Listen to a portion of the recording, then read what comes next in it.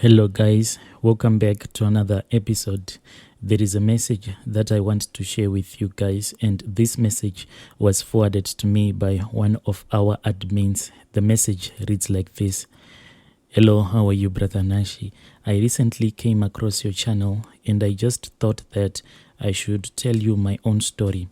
We are a family that comes from Nigeria, but some of my siblings, they were all born here in the diaspora, but we are still in good communication with most of our relatives who are still back in Nigeria.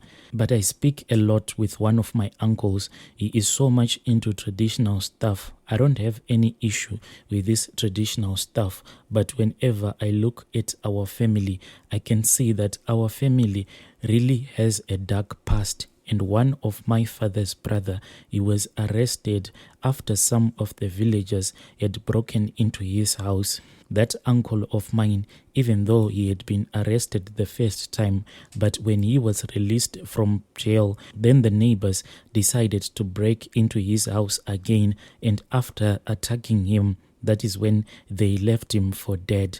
He was murdered by the whole community.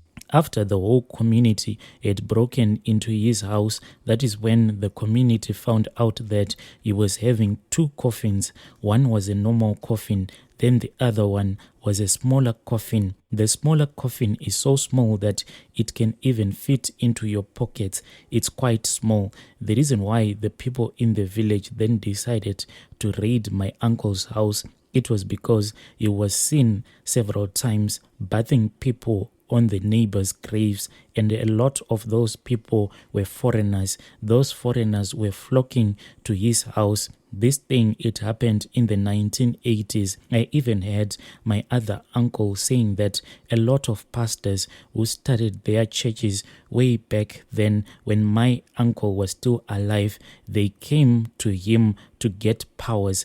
The way that they used to do it was that if a pastor would come for rituals to get healing powers, he would then take them to a grave and make them sleep on top of a grave throughout the night.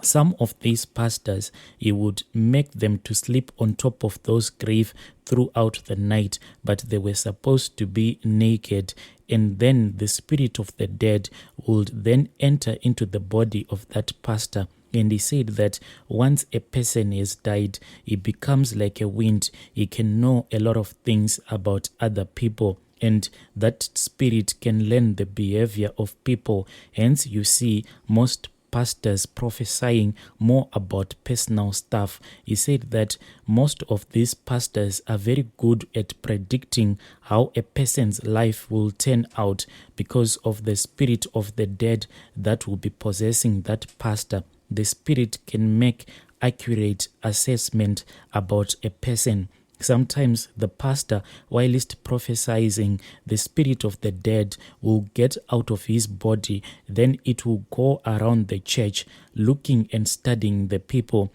that will be at that church service. Then when it will be prophecy time, the spirit of the dead would have gathered enough information about everyone who will be present in that church. Some of these spirits of the dead are so powerful that it can quickly travel back to the house of that person who will be receiving their prophecy, and then it will come back and possess the pastor, and it will tell the pastor everything that it will be seeing in that person's house.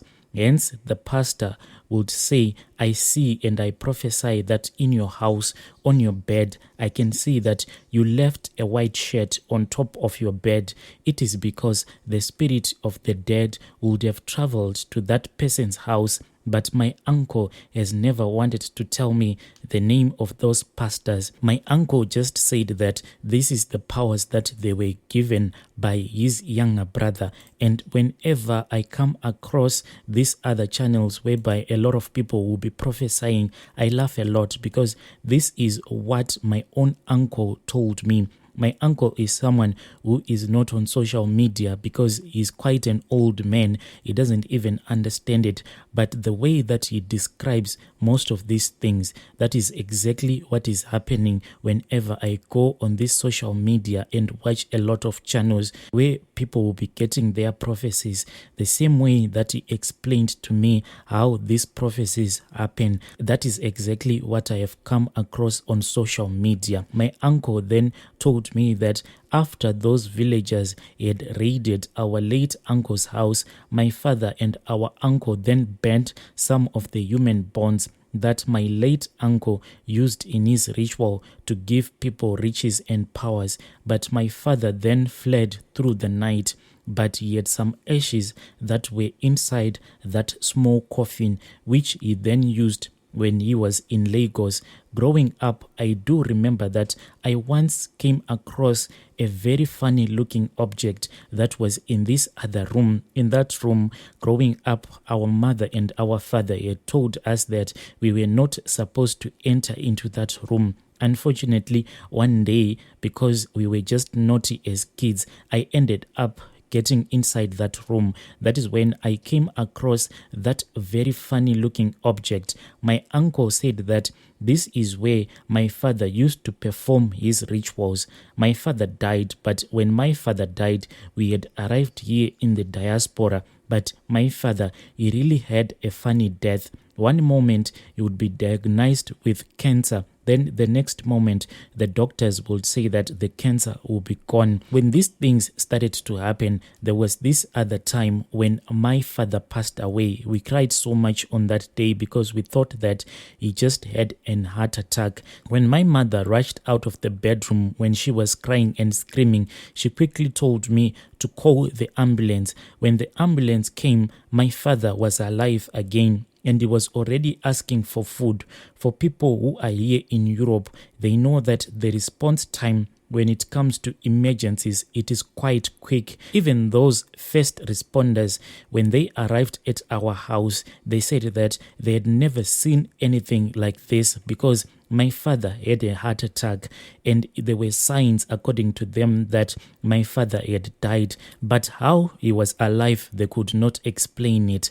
My father died several times before his final death. Sometimes we would hear my mom screaming in her bedroom. When she would be crying in her bedroom, she would say that our father had passed away. But when we would start crying and doing some preparations to go to the hospital, we would hear our father sometimes coughing in the bedroom. Finally, my father passed away and we respected his final wishes. He wanted to be repatriated back to Nigeria. We buried our father back in the village where he was born. Whenever I speak with my uncle promised me and he told me that as a family, they had burned that little coffin, and he said that since he was the eldest in their family, he had taken that responsibility. He said that he had to take that little coffin from that house where we grew up when we were still in Nigeria, and he said that he had made sure that he had burned that little coffin that my father had. But I don't believe him because all of a sudden, one of my uncle's son is in the importing business and he has a lot of money. If you ask him the details about his business that he's doing, you'll never get a straight answer. What is it that he is importing into the country? You will never understand. He will tell you that he is also importing a lot of stuff into Ghana, but what it is, you don't even understand. I once wanted to invest into his business, but just before I could do that, I had a strange dream, and in that dream, I saw my cousin brother. He was chopping my body to pieces, and he just looked at me and he locked me inside that little coffin. Before we left Nigeria, my father had a lot of pictures of people that used to come for rituals. And those pictures that my father had, there were pictures that those people would have brought from the different countries from where they were coming from, and they would do some sacrifices. My father, before we left, he took me and he took those pictures and he went with me and he made me to dig up a hole in a forest. Then he buried some of those pictures in the forest. Then we drove to this other river. He threw the rest of the remaining pictures into that river. Many years have gone by, but this is our own family history. Yo, dear listeners, right there was a message that was forwarded to me by one of our admins. Please let us talk about this issue in the comment section.